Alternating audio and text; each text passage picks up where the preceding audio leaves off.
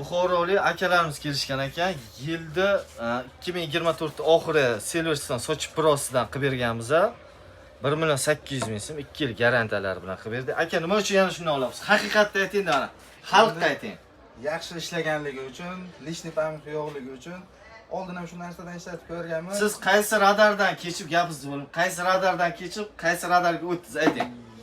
Haqiqatni ayting, haqiqatni ayting.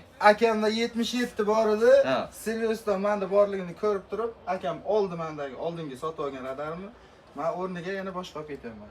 Akam 77sini boshqa birovga berib, Silverstone oldi. Yaqin olib keling. Men shaxsan neonlangan adovatim yo'q.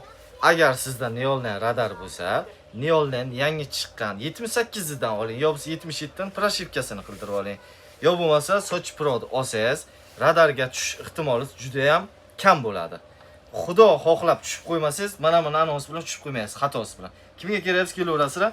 Buxorolik akamiz necha kilometrda? Bu yerdan 265 265 kilometrdan kelib, yana bitta Sochi Pro'dan olib ketyaptilar. Kimga keryapsiz? Shahar o'zidan ham yana 75 kilometr uzoqroq ketamiz. Buxoroliklar, agar shu odam qani sanab tomosini bosib qo'yinglar, Qarako'lmi? Qarako'l. Qarako'lliklar bormisizlar? Kelaverasizlar shu yoqqa.